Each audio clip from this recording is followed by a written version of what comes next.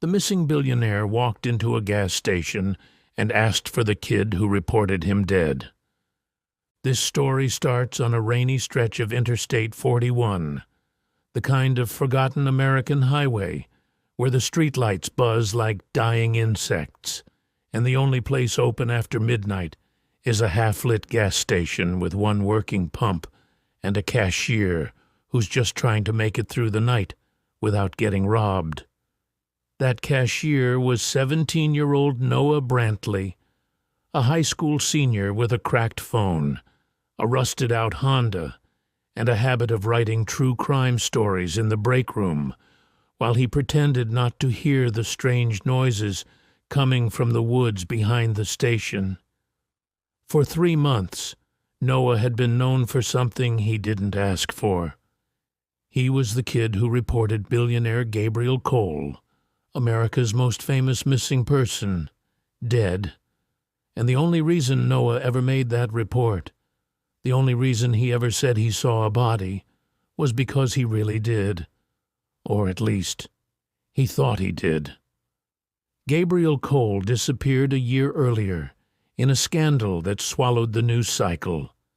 The tech billionaire who built an empire vanished without a trace, leaving behind a collapsing company, a bitter family, and 1,000 conspiracy theories. Cole had last been seen at his mountain estate in Utah, and when investigators found his blood on the rocks near a ravine, the case turned from missing to probably been dead. What the world never knew, what Noah had seen with his own eyes, was that 3 months ago, while taking the long way home from school, he found a burned-out black SUV on the side of a service road, and inside it, a body, a male, tall, burned beyond recognition, wearing a watch worth more than Noah's entire future, a watch that matched the one Gabriel Cole was famous for wearing every day.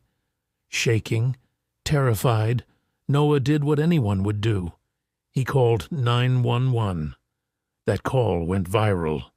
Reporters camped outside his school.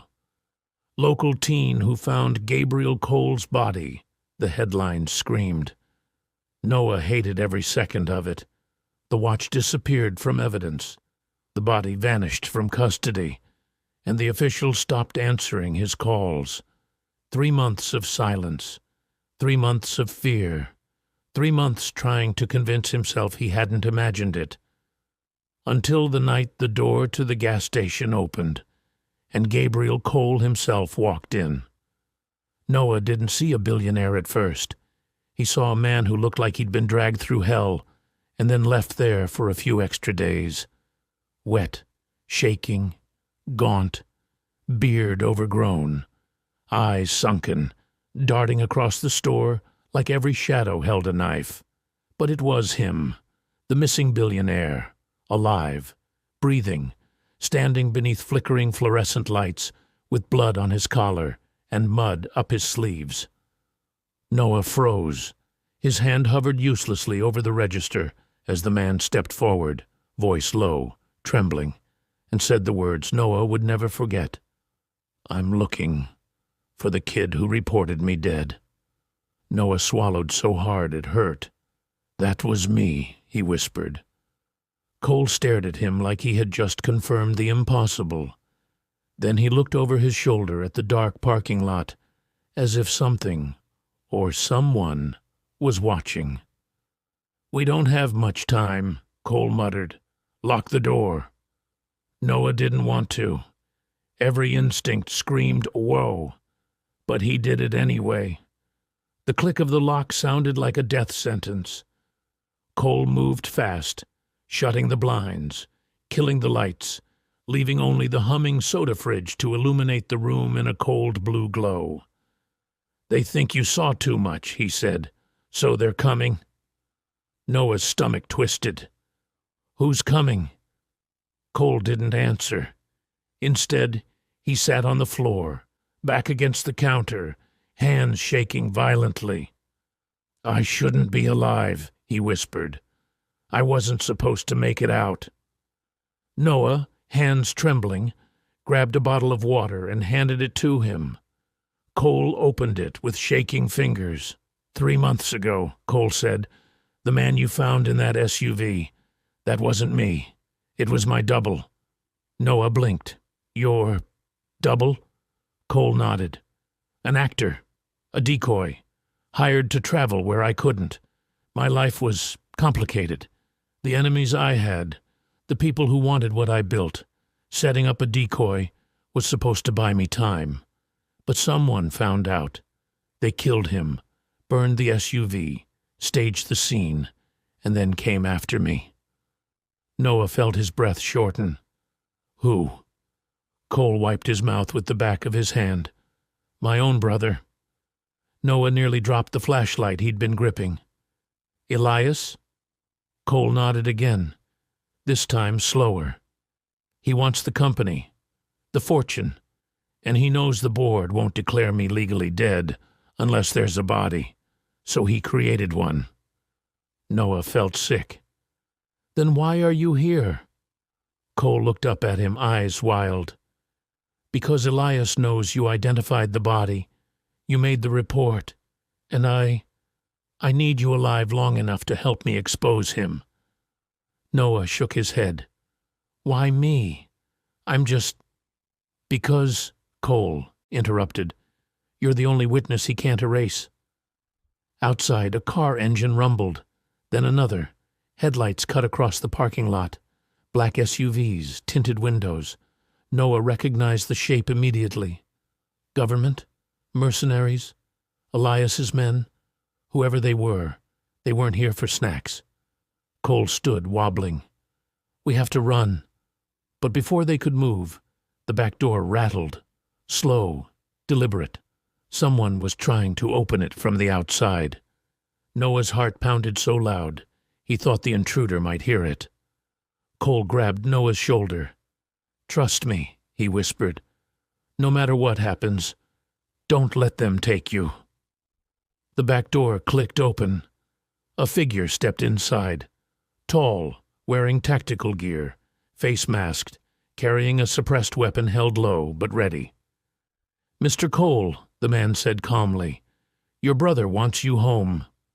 Cole shoved Noah behind the counter. Run when I say run. The masked man stepped forward. Enough games, Gabriel. You've caused enough trouble. Cole raised his hands. You killed an innocent man, and you're going to kill a kid now? Orders are orders, the man said, lifting the gun. Cole moved first. Fast. Faster than Noah thought possible. He slammed a metal display rack into the man's arm. The gun went off, quiet but deadly, and shattered a row of chips. Noah ducked. Cole tackled the intruder. They crashed into the cooler door, shattering glass. The masked man reached for a knife. Cole grabbed Noah's box cutter from the open drawer and drove it into the man's thigh.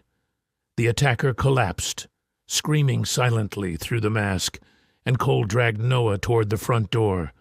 But when Noah unlocked it, 2 more masked men stood outside. Back inside, one muttered. Cole pushed Noah behind him. He's just a kid, Cole said. He dies too, the man replied. Orders. Noah's mind went blank with terror. Everything slowed. The humming lights, the dripping rain, Cole's breathing. The men raised their weapons, and then sirens, louder than thunder. Floodlights lit up the parking lot as police cruisers swarmed in from both directions. Someone must have triggered the silent alarm. The masked men hesitated just long enough. Cole grabbed Noah and dove behind a gas pump as bullets hit the asphalt in bursts. Officers shouted. The masked team scattered. Tires screeched. Engines roared. One SUV tried to flee, only to be rammed by a cruiser. Another sped off into the darkness. Cole collapsed beside Noah, gasping. Officers surrounded them, yelling commands, forcing them onto the ground. Noah tried to explain, but he couldn't speak. His voice refused to come. Cole was barely conscious, whispering, My brother, Elias. You have to stop him." And then he blacked out. The aftermath came in waves. Ambulances, reporters, federal agents. Cole was taken into custody, protected custody, where he revealed everything: the decoy, the murder, the conspiracy, the attempt on his life, and the plan to eliminate the sole witness who could expose the staged death. Elias Cole was arrested within 48 hours, charged with murder, conspiracy, and attempted assassination. The nation erupted. Billionaires, brothers, betrayal. A scandal bigger than anything Noah could have imagined. But the world didn't know the last part. Not yet. Because a week later, as Noah was closing up the gas station for the last time before quitting forever, a black envelope slid under the door. Inside was a flash drive, and a single line written in sharp, deliberate handwriting: "You found the wrong body." Noah plugged the drive into the station computer. Grainy footage appeared. Night vision. A forest. A man in handcuffs. Gabriel Cole. Alive. Weeks before the body was found.